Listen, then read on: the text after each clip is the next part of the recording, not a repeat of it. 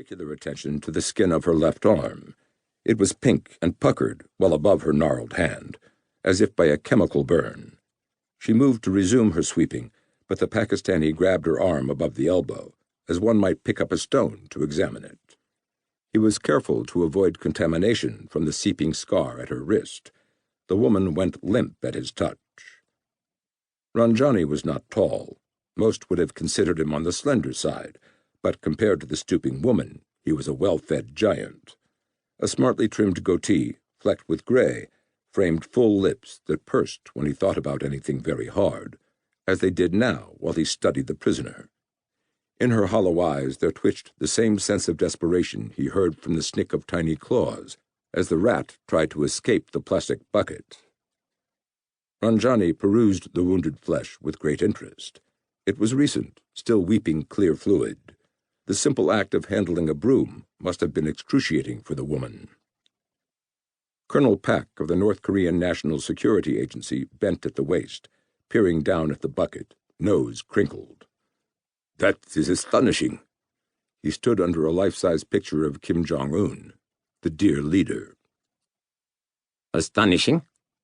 Ranjani raised a black eyebrow, letting the woman's arm fall away. "How so? What could possibly be so astonishing about a rat?" Colonel Pak gave a detached shrug. "We do not see many rats around the camp. The 30 prisoners have eaten most of them." He laughed, the chuckle turning into a phlegm-rattled cough. "They eat snakes, snails, even kernels of corn they dig from props of cow dung. They are dogs, I tell you, Dr. Ranjani. Not even human." Ranjani had known hunger, but never bad enough to dig his food from cow dung. It was, he thought, easy to imagine this half-wild woman doing just that. There was a quiet panic about her and the hundreds like her inside this forlorn mountain prison. He'd seen the look before, in the eyes of a girl he had drowned for snubbing his advances. Most of the girls he'd known considered Qasim Ranjani handsome, or at least they had told him so. A Pakistani national, he'd inherited his father's dark skin and thinnish features. He was given to precise haircuts, face lotions, and strong cologne. A metrosexual, if such a term had existed in Lahore.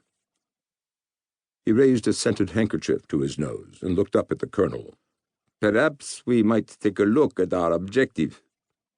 "Of course," Colonel Pak said, sticking out his bottom lip in an odd, chimpanzee-like way he didn't seem to realize he was doing. He shot a withering stare at the woman with the broom, a stare that held the power of life or death. "Get out of here, bitch," he barked. "Go clean the guards' dispensary." "Yes, Comrade Colonel," the woman answered robotically, as if numb to his tone.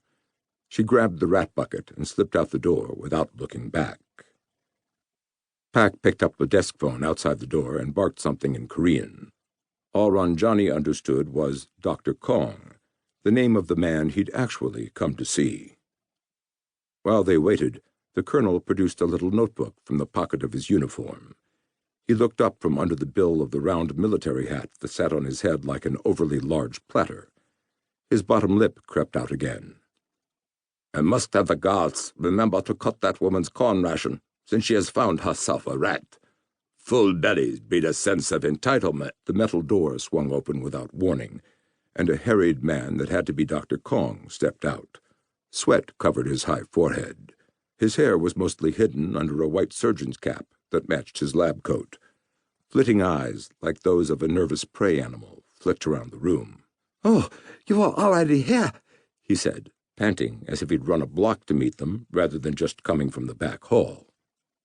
"I gave you plenty of notice." The colonel's face darkened, bottom lip curling. Of course. Dr. Kong's head bobbed in an automatic nod. He spoke in short, choppy sentences, as if he had to breathe between every 2 or 3 words. "It is fine. Really.